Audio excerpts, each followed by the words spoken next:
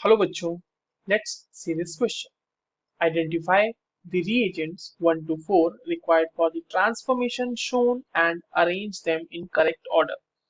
हमारे पास एक organic compound given है और उसका एक पूरा एक प्रॉपर जो है ऑर्गेनिक रिएक्शन सीक्वेंस फॉलो कराया गया है और उसमें जो रिएजेंट्स है बेसिकली 1, 2, 3 और 4 ये हमसे पूछा जा रहा है कि ये क्या क्या हो सकते हैं और जो रिएजेंट्स गिवन है हमारे पास वो है lithium aluminium hydride, osmium tetroxide, NaIO4 and NaBH4 और उसके सीक्वेंस को हमारे पास ऑप्शंस में अलग अलग प्रोबेबल सीक्वेंस लगा के दिया हुआ है। चलिए इस क्वेश्चन को सॉल्व करते हैं बच्चों और सबसे पहले ये देखते हैं कि इस क्वेश्चन को सॉल्व करने के लिए हमारे पास कौन सा की कॉन्सेप्ट मौजूद होना चाहिए। देखिए ये जो सवाल है ना हमारे पास इसमें की कॉन्सेप्ट क्या है कि वो जितने भी रिएजेंट्स हैं उन सारे रिएजेंट्स का हमें यूज पता होना चाहिए। तो if we know about all the reagents we can easily solve this question. चलिए सबसे पहले जो हमारे पास रिएजेंट है वो है LiAlH4। तो LiAlH4 क्या है बच्चों? एक रिड्यूसिंग एजेंट है, बहुत ही अच्छा रिड्यूसिंग एजेंट होगा ये तो। और रिड्यूसिंग एजेंट है, अब देखिए अगर आपके पास कोई एक कार्बोनाइल ग्रुप इस तरह से मौजूद है तो ये इसको रिड्यूस करके क्या बना देगा? ये इसको रिड्यूस करके बनाएगा CHOH यानी कि अल्कोहल में इसको कन्वर्ट कर देगा। The same thing is done by NaBH4 also. अगर आप इसकी जगह पे NaBH4 भी रखते हैं तो वो भी एक अच्छा खासा रिड्यूसिंग एजेंट है। हालांकि उसकी मतलब वो जो है वो LiAlH4 से थोड़ा कम स्ट्रॉन्ग रिड्यूसिंग एजेंट है, बट ये भी कार्बोनाइल ग्रुप को तो सेम ही रिड्यूस करता है। ये भी CHOH इस तरह से ये इसको रिड्यूस कर देगा। नाउ जो तीसरा हमारे पास रिएजेंट है वो है ऑस्मियम टेट्राऑक्साइड OSO4। अब देखिए ऑस्मियम टेट्राऑक्साइड का क्या काम है कि ये बनाता है डायोल। अगर आपके पास कोई इस तरह का अल्कीन दिया हुआ है, मान लो ये R1 R2 ठीक है, यहाँ पे R3 और यहाँ पे R4 लगा हुआ है, कोई भी एक अल्कीन है और अगर इसका हमने रिएक्शन कराना चाहा है ऑस्मियम टेट्राऑक्साइड के साथ तो ये इसको बच्चों किस चीज में कन्वर्ट कर देता है? ये इसको डायोल बना देता है।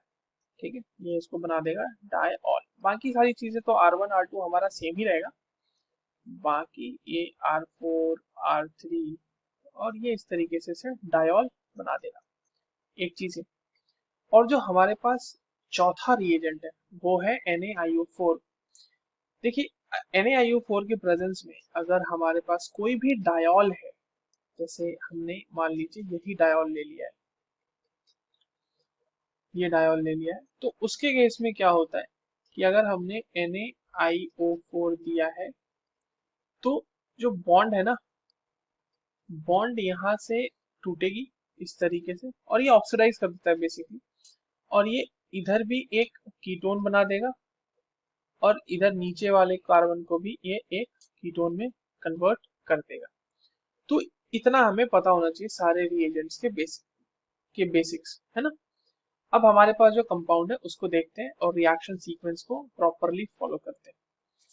देखिए जो हमारे पास पहला जो कंपाउंड बना हुआ है वो क्या है कि एक साइक्लोब्यूटेन रिंग जैसी है, यहाँ पे डबल बॉन्ड है, यहाँ पे पीएच है, यहाँ पे पीएच है, यहाँ पे double bond O, double bond O, aldehyde है बेसिकली, यहाँ पे एच एच लगा हुआ है दोनों जगह। अब देखिए यहाँ पे हम LiAlH4 भी यूज कर सकते हैं और NaBH4 भी यूज कर सकते हैं, क्योंकि हमें ये कहा गया है कि यहाँ से जब ये रिडक्शन हो रहा है ना तो रिडक्शन के बाद यहाँ पे क्या बन रहा है? रिडक्शन के बाद यहाँ पे बन रहा है, यहाँ पे पीएच, यहाँ पे पीएच, यहाँ पे बन रहा है CH2OH और यहाँ पे भी बन रहा है CH2OH। तो हम दोनों यूज कर सकते हैं, बट हमारे ऑप्शन को अगर हम फॉलो करें तो उसमें फोर्थ ऑप्शन कभी भी पहले नहीं है, यानी कि हमें LiAlH4 ही यूज करना पड़ेगा। तो हम यहाँ पे LiAlH4 ही यूज करेंगे। ठीक है, रिडक्शन हो जाएगा, ऑब्वियस सी बात है। अगले स्टेप में क्या कहा गया है कि H प्लस दे दिया गया। देखिए H प्लस के साथ हमारा रिएक्शन जो है ना बहुत ही आसान है। क्या होगा कि ये H प्लस जो आपको दिख रहा है ये ऑक्सीजन इसको मतलब ऑक्सीजन को प्रोटोनेट कर देगा और जब ये प्रोटोनेट करेगा तो दूसरा ऑक्सीजन इस कार्बन पर अटैक कर देगा, उसी समय जो ये वाला ऑक्सीजन होगा वो निकल जाएगा। इसको एक एक करके देख लेते हैं, पहले प्रोटोनेशन करा के देख लेते हैं। तो हमारे पास जो अभी कंपाउंड बन रहा है वो कुछ इस तरीके का बन रहा है। यहाँ पे डबल बॉन्ड, यहाँ पे CH2 OOH hold wise positive charge, यहाँ पे CH2 OH लोन पेयर तो है ही, और यहाँ पे पीएच लगे रहेंगे। अच्छा एक चीज और कि LiLH4 हो चाहे NaBH4 हो, ये इस डबल बॉन्ड को दोनों में से कोई डिस्टर्ब नहीं करेगा।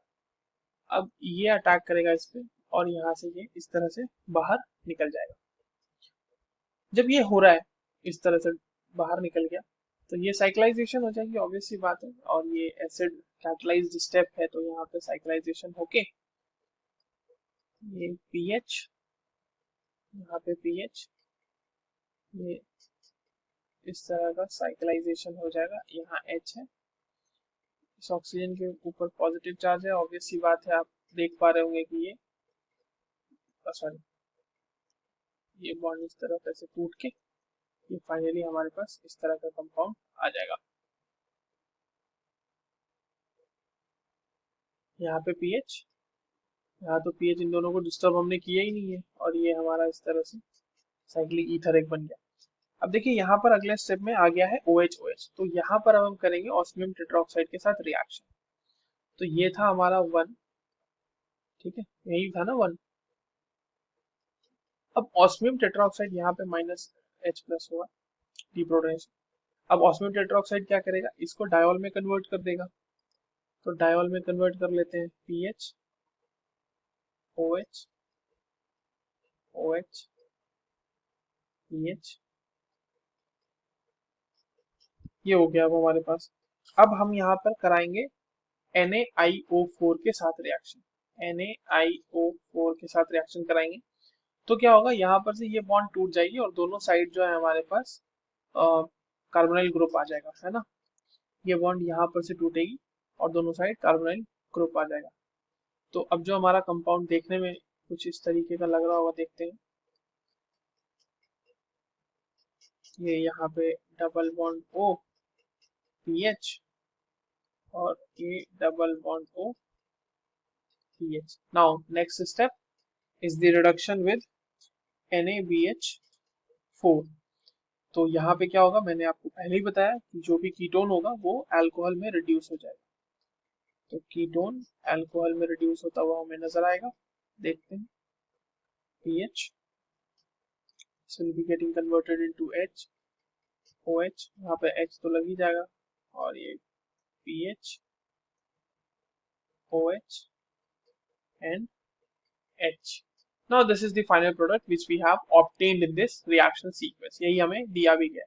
तो हमने किस ऑर्डर में फॉलो किया, हमने सबसे पहले LiLH4 दिया, फिर ऑस्मियम टेट्राऑक्साइड दिया, फिर NaIO4 दिया, फिर लास्ट में NaBH4 दिया, यानी कि the sequence is 1 2 3 4 which is given in the option D। So the D is the correct answer। I hope you understood this well। All the very best।